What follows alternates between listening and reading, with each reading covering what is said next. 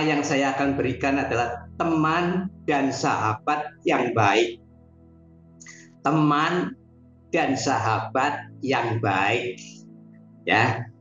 Memiliki teman dan sahabat adalah merupakan suatu anugerah selagi kita masih diberi napas. Amin. Kalau nggak ada napas, siapa yang mau nemenin ya, saudara? Haleluya. Saya yakin. Dan saya pernah ceritakan di sini atau katakan di sini bahwa kalau teman adalah hanya memiliki sifat hubungan yang biasa-biasa saja. Itu teman. Tetapi kalau sahabat adalah sebuah hubungan pertemanan, ya, sebuah hubungan pertemanan yang lebih dekat dan menjadi sangat akrab, bahkan bisa menjadi saudara sendiri. Itu sahabat, ya. Oleh karena itu hari ini harapan saya, harapan kita semua yang dalam Zoom pagi doa ini adalah sahabat-sahabat yang baik, teman-teman yang baik. Amin. Ada amin, saudara? Haleluya, terima kasih. Ya, karena apa? Karena ada teman dan sahabat yang tidak baik. Setuju apa enggak? Kalau enggak setuju, saya tutup dalam doa. Ya tentunya setuju ya, saudara ya. Ada sahabat dan teman yang tidak baik. Karena ini firman Tuhan. Bapak Ibu tolong siapkan firman Tuhan Alkitab di samping Bapak Ibu. Amsal 18 ayat 24. Amsal 18 ayat 24. Ada teman yang mendatangkan kecelakaan.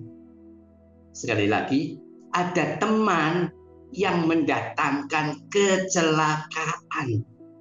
Tetapi ada juga sahabat yang lebih karib daripada seorang saudara. Dalam ejaan yang sederhana gini, ada sahabat yang tidak setia dan ada pula yang lebih akrab dari saudara.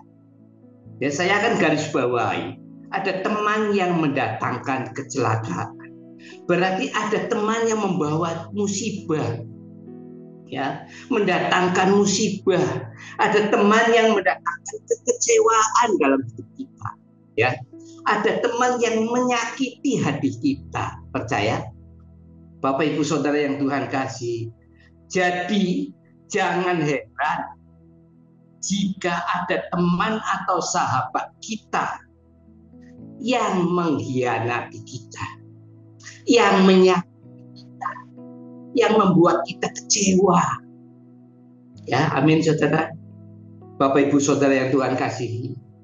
Seminggu yang lalu Pak David ngasih tahu sama saya, Pak Yub, bahwa renungannya, aduh, kapan?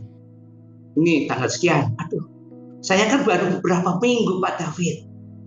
Bisa enggak tuh ya? Ya cobalah, saya akan coba. Kalau Tuhan izinkan, saya akan bawakan. Ya, itu hari Rebu. Ya, kemudian hari Kamisnya saya berdoa. Ya, Kamis siang menjelang sore saya berdoa. Tuhan, renungan apa yang saya mesti berikan kepada jemaat yang Tuhan kasih? Kemudian saya diberi hikmat suruh baca di Amsal ini 18:24. Ada teman yang mendatangkan kekecewaan atau kecelakaan. Kemudian saya baru nulis, saudara yang Tuhan kasih, temanya berarti teman dan sahabat yang baik. Kemudian saya baru merenungkan, apa Tuhan ini firman yang kau berikan buat saya. Kemudian saya direnungkan gambaran bahwa Tuhan Yesus memberi contoh kehidupannya sendiri yang dikhianati oleh salah seorang rasulnya, salah seorang sahabatnya, salah seorang muridnya. Kepercayaannya Yesus, dia memegang kas bendahara keuangan. Siapa? Yudas Iskariot. Bayangkan, saya baru membayangkan, ya, Yudas baru mau menjual Yesus dengan harga 30 keping perak. Saya baru merenungkan, saudara. Saya baru merenung, wah, Yesus saja dikhianati oleh muridnya. Apalagi kita ini, saudara. Kemudian gak lama anak saya ngebel, WA-nan, Pak, bisa minta tolong nggak? Kirim uang 80 juta. Saya kaget, saudara. Ada apa? Ada masalah pekerjaan apa kamu? Ini uang nggak sedikit tuh, 80 juta. Enggak, cuma buat pegangan aja. Nanti sore Papa tak ceritain. Loh, kalau buat pegangan, kamu kan punya. Saya bilang, kamu kan punya. Kalau buat pegangan, ngapain Papa kirim ke kamu? Saya bilang, oke, coba kamu ceritakan dulu. Papa nggak mau, ini uang nggak sedikit. Kemudian saya kasih tahu sama kakaknya yang di Bandung. Nih, adik kamu kayak gini. Dia ngobel juga, nggak disaut. Gak mau, dia agak kesel juga dia. Kemudian dia telepon sama saya, Pak, gini, ada barang, saya beli produk satu, udah saya bayar. Kemudian datang lagi produk yang kedua. Iya, terus kamu bayar lagi. Iya, yang pertama berapa? Kurang lebih 15 jutaan. Oke. Yang kedua kurang lebih 40 jutaan. Oke. Terus yang ketiga nongol lagi, saya nggak ngerti. Ada barang yang harganya 89 juta itu harus dibayar. Wah, saya kaget. Nah, kalau 89 juta itu harus dibayar, maka uang semuanya akan kembali bersama keuntungannya. Wah, saya ini penipuan. Ini penipuan. Kamu jangan, enggak Pak, ini teman Sam, teman saya katanya. Dia sudah melakukan 3 digit aja kembali. Dia sudah melakukan ratusan juta, dia kembali bersama keuntungannya. Cuma waktu 5-10 menit. Papa, kamu ceritakan nanti pulang kerja. Papa nggak mau kirim. Ini penipuan. Karena baru Papa menerima firman Tuhan loh, Sam. Ada teman yang mendatangkan kecelakaan. Masa Papa mau ngorbanin kayak gini? Andai kata saya kasih, hilang, saya kan sudah dinasehatin firman Tuhan. Ada teman yang mendatangkan kecelakaan. Malamnya datang cerita semua. Enggak, stop. Kamu jangan nambahin lagi. Ini penipuan. Sekalipun itu teman kamu, dia masih ngeyel. Papa nggak percaya. Teman saya ini yang ngasih tahu dan udah pernah, udah kasih penjelasan bla bla bla bla bla. Benar, masa Papa nggak percaya sama saya, sama anak saya? Papa nggak percaya. Ini penipuan, walaupun itu teman. Karena ini berdasarkan firman Tuhan. Ada teman yang mendatangkan kecelakaan, masalah. Kita nggak mau. Ini kalau uang geser dikit, oke lah. Ini uang besar loh, 80-an juta. Dia nggak bisa tidur. Saya pun langsung berhenti merenungkan firman Tuhan. Saya nggak bisa tidur juga. Nggak berhenti, nggak ngelanjutin dah. Nah, saya pikirannya ke anak saya, sudah mengeluarkan duit banyak. Terus paginya, gimana? Gini aja, Pak, sebelum tidur, kamu kontak sama teman kamu yang mengasih tahu kamu, biarlah barang yang harga 80 juta itu, 89 juta, dia yang bayar. Yang ngasih tahu dia yang bayar. Kemudian kalau dia kembalikan, kamu nggak usah minta keuntungan. Uang kamu kembali aja sudah berkat Tuhan. Dia nurut mungkin ya. Nah, saya buka lagi malam-malam. Gimana? Dia udah kirim 30 juta katanya. Lewat kamu? Enggak. Dia ngirim sendiri ke sana. Tapi baru 15. Saya kasih lagi 15. Kamu ngasih lagi 15 juta lagi. Saya pegang, Tuhan, hari Sabtunya dia sudah Jumat malam saya pun nggak bisa tidur lagi, saudara. Saya nggak ngurusin firman Tuhan dulu, saya pusing sama anaknya. Ya, pagi-pagi Sabtu saya datengin lagi ke kamar, saya peluk Sam. Kalau Tuhan izinkan uang kamu kembali, pasti ada jalan. Tapi kalau tidak izinkan, kita relakan bahwa itu adalah titipan Tuhan. Selama kamu bekerja di Jakarta berapa tahun di Jakarta, kamu sudah mengumpulkan, itu titipan Tuhan. Mungkin hari-hari ini Tuhan meminta untuk dikasihkan orang lain. Udah, kita ikhlas, kita berdoa, kita doakan. Kamu, sudah, dia mulai nangis di pelukan saya peluk dia nangis, ya, karena uang nggak sedikit saudara yang dia sudah berikan, ya. Udah, kita doa, ikhlaskan, tulus, kita ampuni mereka. Dan hari Sabtu itu saya ajak jalan-jalan, biar tenang saudara. Bahkan pikirannya udah, bayangin aja lah, ya. Saya ajak jalan-jalan hari Sabtunya, pas kebetulan libur. Kemudian hari Minggunya saya ajak ke gereja, pulang gereja saya ajak jalan-jalan lagi supaya ada ketenangan, keikhlasan. Kemudian ada WA lagi dari temennya, suruh bayar 20 juta lagi aja dah, nggak apa-apa, ini nanti kembali lagi, sudah jangan diurusin. Saya bilang gitu. Kalau kita ngasih 20 lagi, hilang lagi. Ngapain? Jadi saya luar biasa, firman Tuhan memberitahu saya sebelum anak saya memberitahu saya soal itu. Kalau saya nggak turut akan firman Tuhan, ya, yang ada teman yang mendatangkan kecelakaan, mungkin saya kasih karena dia anak saya. Ya udahlah, Bapak ada punya cuma 50 misalkan, tak kasih dia 50, amblas. Tetapi Tuhan mesti negur saya, kan saya sudah kasih tahu akan firman Tuhan, Amsal 18 ayat 24. Kenapa kamu jalan? Ya, puji Tuhan saudara yang Tuhan kasih. Sampai hari ini apa yang terjadi? Ada teman yang mendatangkan kecelakaan. Ada teman yang mendatangkan kekecewaan. Ada teman yang mendatangkan musibah. Ada teman yang menyakitkan hati. Yesus, sahabat karibnya, dia datang ke gereja, dia menyaksikan mujizat Tuhan yang luar biasa, berjalan 3 tahun lebih bersama Yesus, tapi dia menjadi pengkhianat. Luar biasa, Yudas mengkhianati Yesus. Apa?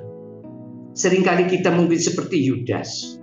Mungkin seringkali seperti Petrus yang menyangkal Tuhan.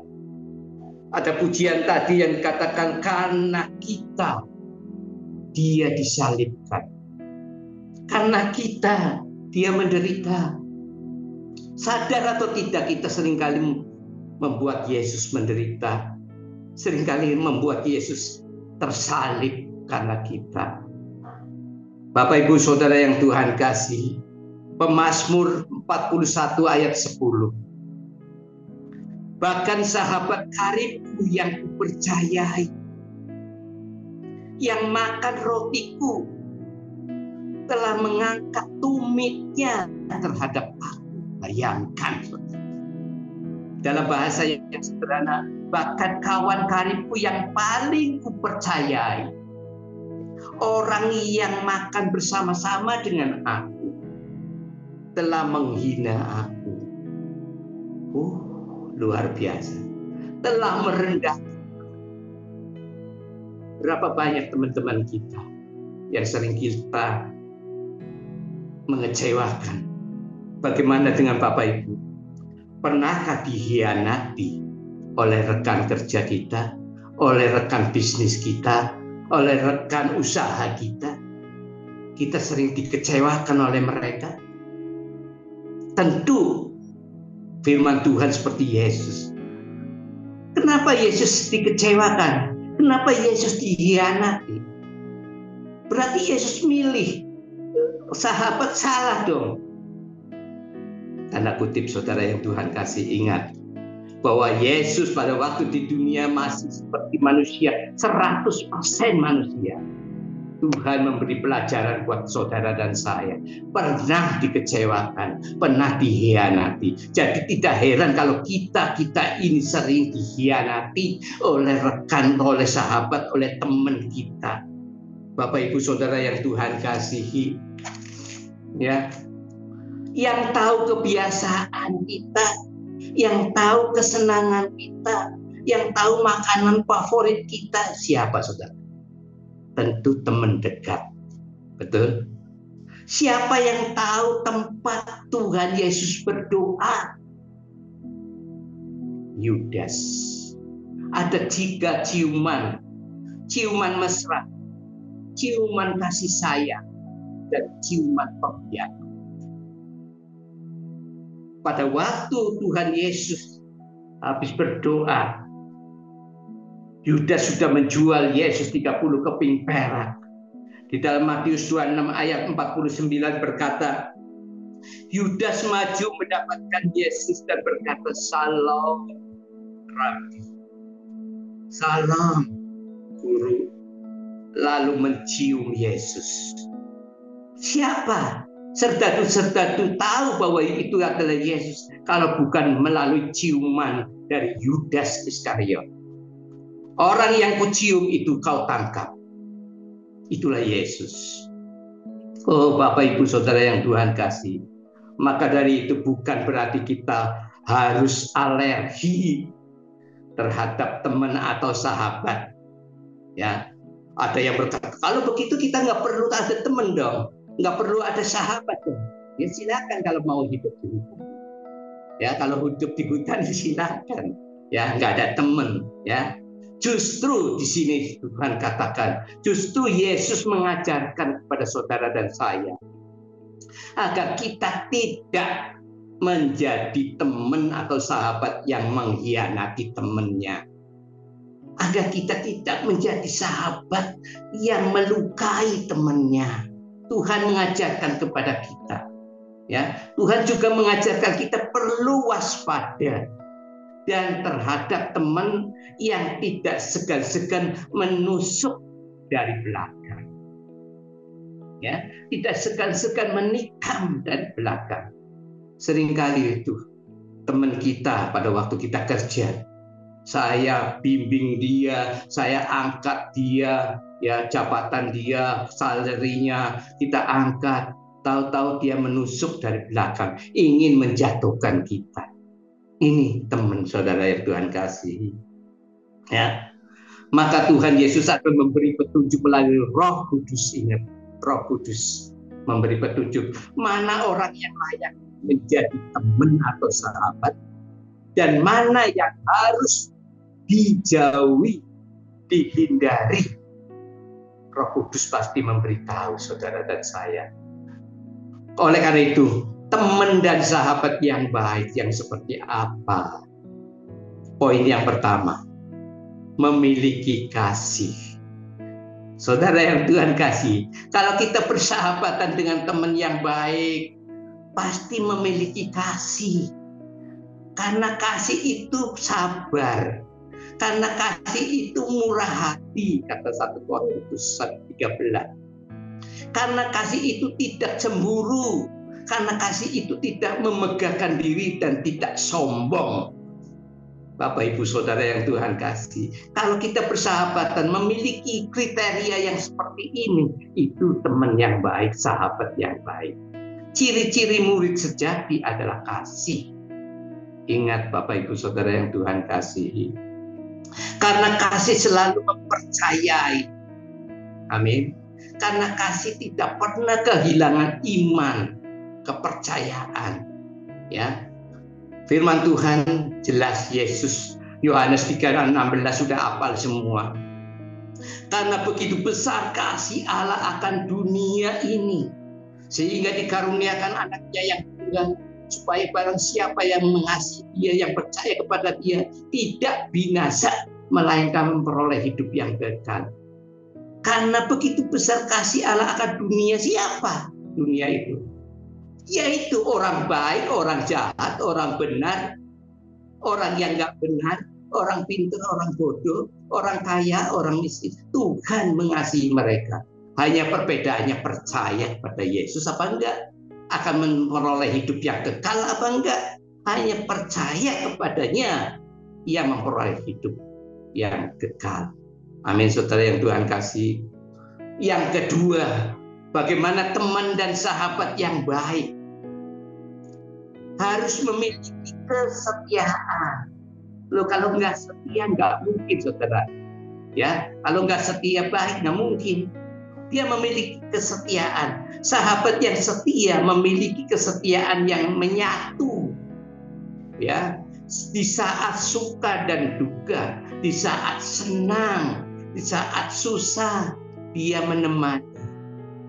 Ya, dia memperhatikan, dia menolong, dia saling membantu di dalam kesulitan.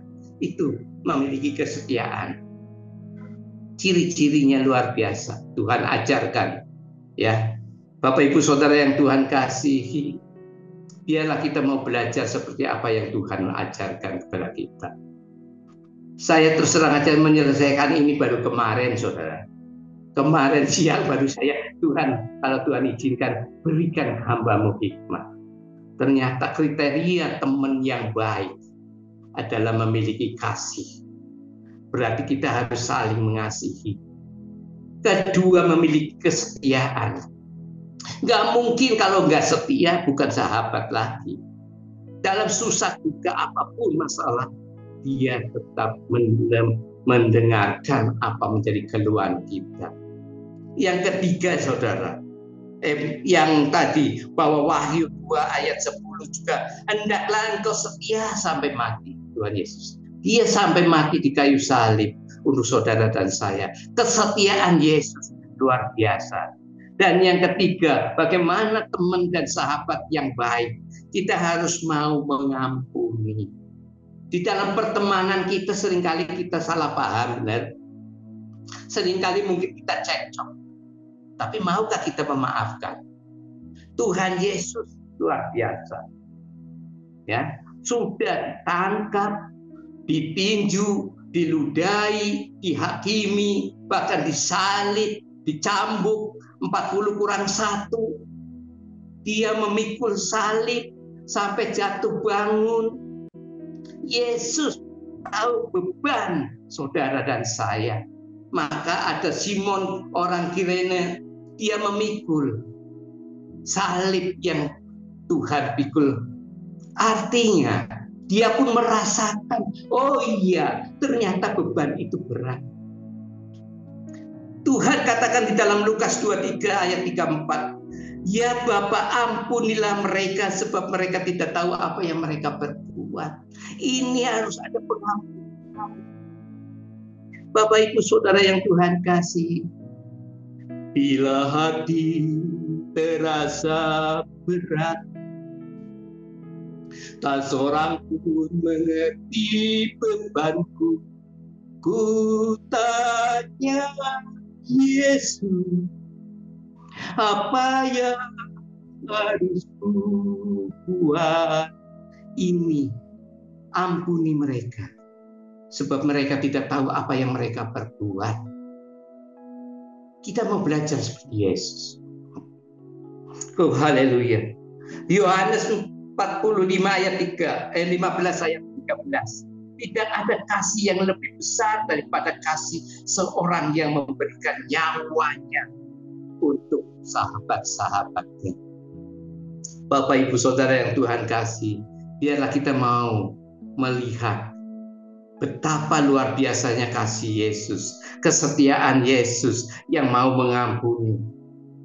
Tetapi aku berkata kepadamu, kasihilah musuhmu, dan berdoalah bagi mereka yang menganiaya kamu.